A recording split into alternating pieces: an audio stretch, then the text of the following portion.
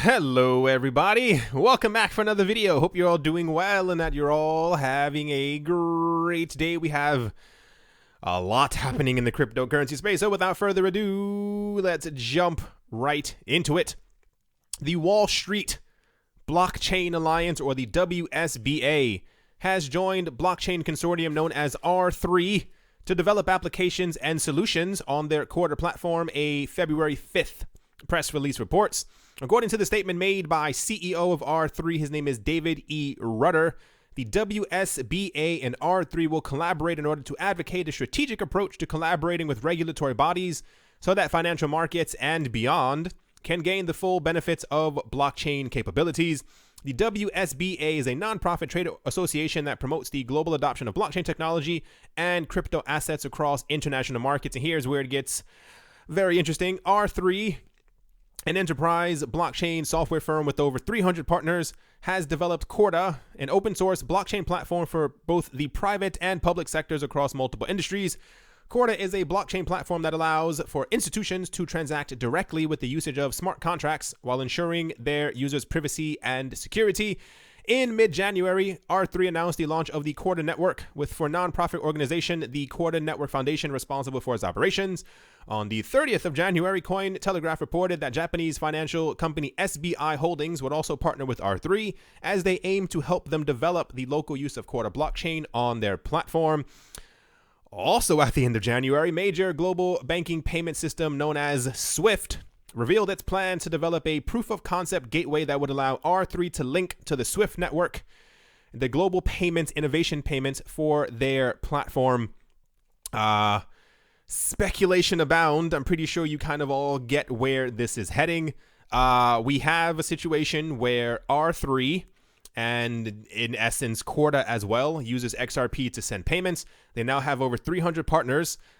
We had news that SBI had announced that they were also partnering up with R3, SBI being one of the largest banks in Japan, who announced that they plan on using XRP as like the main payment thing on their platform. They also created their own cryptocurrency exchange, which has XRP as the top coin in the platform. And the head of the SBI bank has also noted before that he loves XRP and he's actively looking for ways to integrate it into the system. And then we also have the information here once again that we had a couple days ago about Swift joining R3 and therefore using the Corda network, and how all of this ties into XRapid. If you want my honest opinion, I'm pretty sure there are some people who may have sucked their teeth or may have left already. The only reason why XRP hasn't shot up in price is because the United States has yet to give proper clarity as to if the token is a security or is not a security. In the long run, even in the short run, it doesn't actually matter. One of them just means that you are able to have it like legally on a stock exchange, and this is why we've seen so many of these stock exchange platforms talking about that they are actively looking for security licenses and stuff like that as like a just in case for some of the coins that they're going to add. I firmly believe with how open the Ripple team has been on many occasions and all the other, they're pretty much pseudo partnered with the Fed and also the International Monetary Fund and many other countries around the world. If we had there was something I was listening to a couple days ago. It had to be days ago at this point. And the guy was talking about, he said, the only reason why XRP hasn't really exploded yet is because there's no clarity within the United States. But he says there are tons of banks who are like desperate to use them because they are the most transparent. They have the name and they also have the people on their like advisory board. So something is going to eventually happen. Like it won't take forever for the SEC to kind of give information as to if it is or is not a security. This is probably one of the very few reasons why it's actually not the number one coin yet, because you have to understand if banks are now desperate to try to use Bitcoin or even integrate Bitcoin Cash and stuff like that when they're talking about the things that they're going to be offering, or even like with the stock exchanges. A lot of them we've seen them on stage before with the Ripple people, and they've talked about using Xcurrent. But anyway, just all tons of speculation, but it's pretty clear where all of this is going. I think all of these announcements are happening at the same exact time because everyone's trying to fit in their news at the exact same instant so that because everybody is like, we didn't see in 2018 where people were not giving out good news throughout the entirety of the year. Now everyone is releasing as much good news as possible, because I think that they think that the market is going to move very soon, and you want to have all this really good news kind of floating out there. Let's move on. So I'm going to breeze over this one. The way this article is actually written is kind of weird. What it comes down to is that, for those who aren't looking at the screen, it says the number of Bitcoin nodes have fallen in China. Apparently, there are new blockchain regulations in the country. Not really surprised that we don't hear about every single little tiny thing that's happening within China. A lot of people are speculating if it's because of Bitmain having financial issues. This article kind of writes it up as like, because there are so much fewer in China right now, that the Bitcoin network could be compromised. And that's not, no, like, they're not all gone within China. It's just that we have lost a number of them within the country. There are always new Bitcoin nodes that are being opened up every single day. So I assume that at some point other countries are going to pick up the slack. And this is why I think it's important to look out for news basically every single day about governments, companies, and corporations who have announced the word Bitcoin or who are talking about the Bitcoin Lightning Network. Because for me, this gives an indication as to where part of that sector is going to go. Like, I wouldn't be shocked from the news that we had yesterday about Twitter if Dorsey at some point plans on announcing that he runs a node, or that other people should run a node, and what have you, and this kind of how we continue to go on. Anyway, the point is, I think this is actually a good thing. I would rather have, if Bitcoin is to be as decentralized as the advocates say that it already is, it probably makes a bit more sense to have less nodes concentrated in one particular country and kind of have them actually spread out across the entire world. And this is why I'm still that thing that, what is it called, the Casa node? I think that's it, the thing that runs the Lightning Network node for you. If I'm not mistaken, I think it also runs a full Bitcoin node. Don't quote me on that, but I think it does. I'm still waiting sometime this year, because, you know, when one company releases something, 35 other companies release the exact same thing but different and cheaper in price. So I'm waiting. Hopefully this year we find like a $49.99 like automatic Lightning node, and something that also runs like a full Bitcoin node, because that would be absolutely spectacular if it was like super inexpensive and everyone could kind of, you know, shell out a little bit to be able to have their own, and also to be able to process Lightning Network transactions. Like, how quick the network would actually explode. Anyway, like I said, gonna breeze through this one, so let us move on. Next up, Ledger's in the news. In an effort to streamline the process behind the development and release of the new device applications, Ledger has launched Crypto Tuesday, a brand new rendezvous for the Ledger community, happening every first Tuesday of the month. The release of new coin applications will happen every first Tuesday of the month. This will help make expectations clearer for both users and developers, as they will know when to expect new releases to launch. This will also make it easier for Ledger to streamline third-party apps validation and make sure Ledger devices can support more applications quicker while keeping the highest standard of security and asset protection. The big news is, in their 7th edition of this event, they enlisted, the Ledger pretty much has added Kin, Grostilcoin, I still have Grostilcoin, I have no idea how to pronounce that, and Nix platform to the Ledger Nano S Ledger Blue. Nano S and then Ledger Blue will be compatible with Grostilcoin and the Nix platform. This more so comes down to, a lot of people have been asking me where to store their Kin. We don't have many places as of yet, because Binance still has not announced that they're going to be listing the coin. I assume it will happen sometime within the next 2 or 3 months. However, at the moment, that is not an option. So now you have the Ledger, which holds Kin, and you also have the Exodus wallet. Exodus wallet also has a thing for the Kin token, in case you were wondering where to put your Kin. But it's also nice that the Ledger has also added more coins. If only certain cryptocurrency exchanges could also add coins as quickly as everyone else is doing it. Let's move on. Next up, the Android version of the major web browser known as Opera now integrates a function that lets its users purchase Ethereum through the browser. A press release shared with Cointelegraph 2 days ago revealed. According to the press release, the new service is available to users based out of Sweden, Norway, and Denmark due to Opera's new partnership with brokerage firm Safelo. I'll say Cefello. Cefello, according to Opera, is registered with the Financial Supervisory Authority, or the FSA, in Sweden.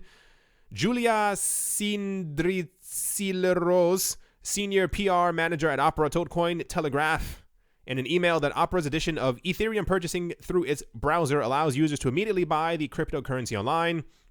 That's kind of the gist of the story. When I read it, I got kind of excited because I thought it was going to be everyone. And then it's kind of, I mean, it's nice that there is an option for people in the Nordic countries to now be able to do this. If you are in one of these countries and you are looking to buy Ethereum as quick as possible, download Opera. That was not me. That was not an advertisement. It was just kind of how I talk. Anyway, the point is, I assume at some point this will be rolled out across other countries, especially within the European Union, whenever they get their rulings and stuff like that together. And also, I mean, don't hold your breath for the US, but other countries may eventually get this at some point in the near future. Kind of cool. This is, and I keep in mind all the ways that we've seen even this year, and the year has just begun, and also like the last 3 months of last year, all the different places that you can now buy cryptocurrencies. It's actually quite fascinating and amazing that we now have so many different options to be able to buy these things. I have a feeling at some point we're probably going to be able to buy it everywhere, like on Facebook, on Instagram. There's going to be an option somewhere everywhere because everybody's going to want to have their piece of the pie. But this is still kind of cool. And yeah, let's move on. In one of the most ridiculous news stories that you will hear all day, Coinbase users will soon be able to directly control their Bitcoin holdings from the firm's wallet app. The San Francisco-based cryptocurrency exchange announced the news in a blog post on Wednesday, saying that the Coinbase wallet will be updated over the next week to add Bitcoin support to all users on iOS and Android. Bitcoin support will be activated by default. Coinbase said, meaning users will just have to tap Receive tab in the app and select Bitcoin to receive the cryptocurrency directly in the wallet. For those who didn't get it, Coinbase has just added Bitcoin to their wallet app. Right? Coinbase Wallet already supports Ethereum, Ethereum Classic, and over 100,000 different ERC20 and ERC721 collectibles built on Ethereum. The exchange said, adding that it also is working to add support for Bitcoin Cash, Litecoin, and other major cryptos to its wallet going forward.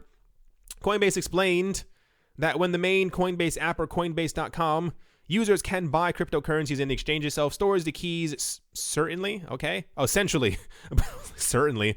But with the Coinbase wallet app, users safeguard their own private keys, which are encrypted using secure enclave technology for better security. So I guess the news story of today is that Coinbase finally added Bitcoin to their wallet app. Remember the news that we had before that, and I remember this, I don't know if you guys remember this, where we had information before that the people and the higher ups in Coinbase apparently, allegedly, I don't know for sure, they don't like Bitcoin. They have, some of them before in the past have actually come out as advocates for Bitcoin Cash. And apparently, allegedly, they own an enormous amount of Ethereum because the story or the legend goes, they started Coinbase. Bitcoin was on it, obviously.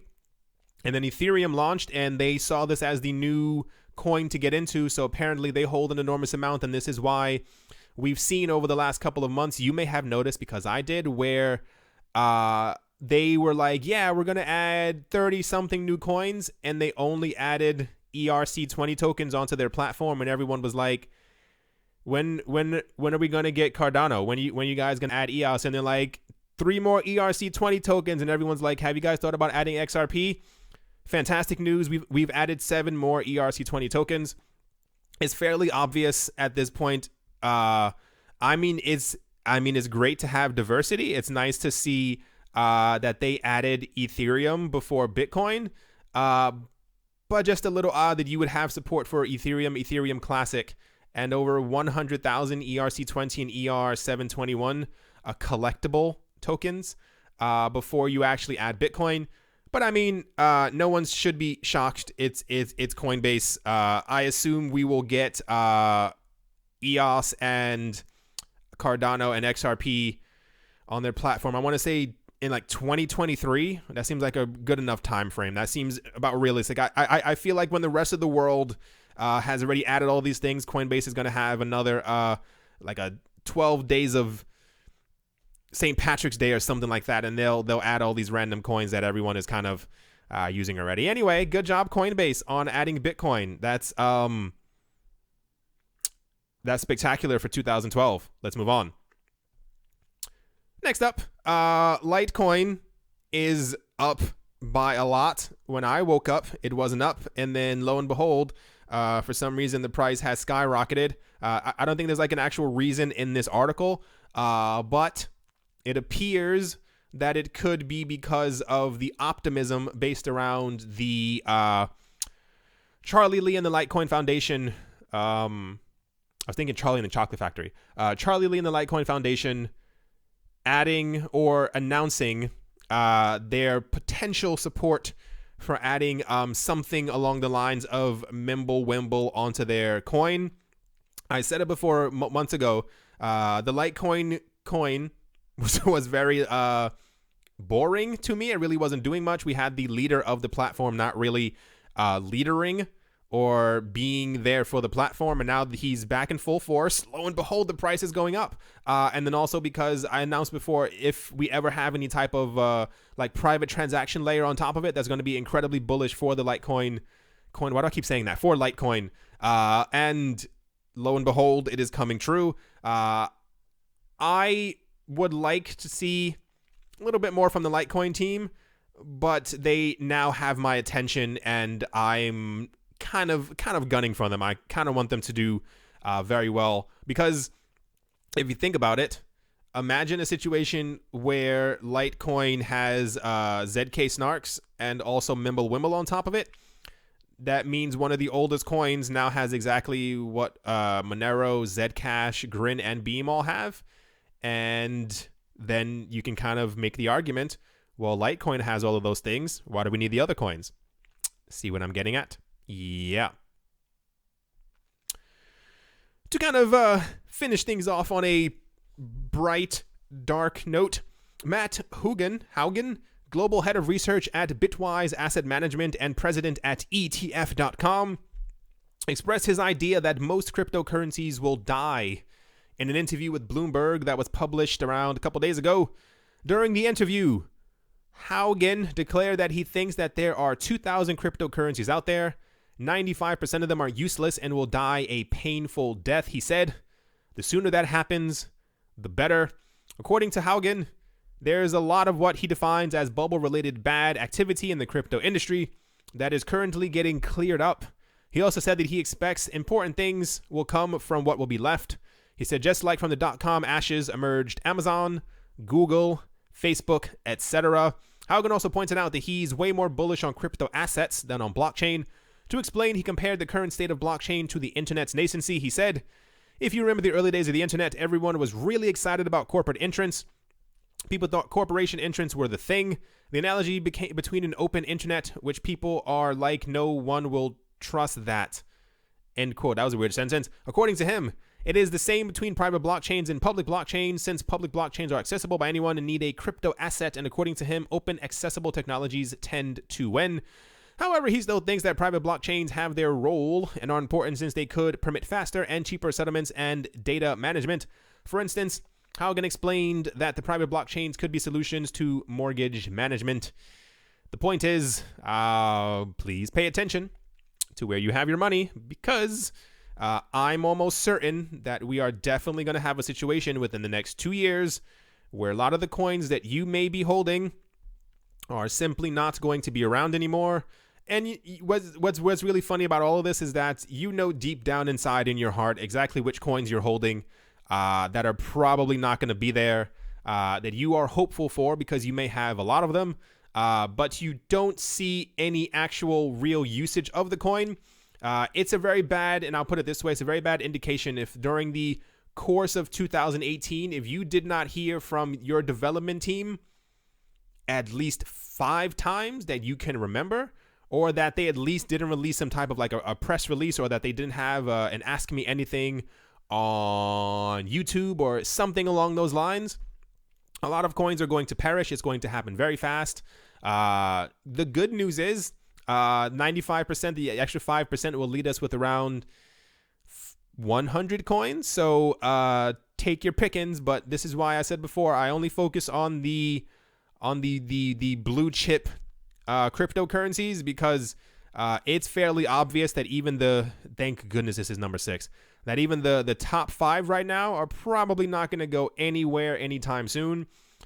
So it is maybe safe to say that these are very safe bets as we go along in the future, because these coins are always in the news and they're always being promoted by economic heavyweights. Anyway, I think that's going to do it for this video. Prices are doing better than I thought they would. I won't lie to you. I woke up this morning kind of hoping that the market had crashed, not because I wanted to buy, which I would have, but more so I'm tired of the people talking about that the market needs to hit 2,000 something, or Bitcoin's price needs to hit 2,000 something for the market to shoot back up. I was kind of hoping, I was like, let us, I would like a, $3,001, and then at some point we kind of dip below that. That would have been nice, but it's still interesting to see that Litecoin has gone up and is probably still going to continue going up. Nice to see Litecoin back in the game. I don't think any other coin is significantly up right now. All the altcoins are maybe just following the green trend, if you will. Nope, nothing's up spectacularly high. Nope. Anyway, that is definitely going to do it for this video. I hope you all enjoyed. Hope you all are having a great day, a great morning, a great afternoon, a great evening, wherever you are, wherever you might be. I hope it's absolutely fantastic. Thank you all once again for watching and listening. I do appreciate all of your support. As always, a very special thank you to my Patreon supporters. They are Yasha Harari, Gordon Nikic, Travis Haynes, Nick Mangialavori, Professor Wally from Gunbot University, Arthur Yaku, L. Doug, Brady Niels, Rai, Gil Boa Snake, and Vlad the Impaler. Thank you all once again for your generosity. I do appreciate it. And yeah, I'll talk to you all soon. See you.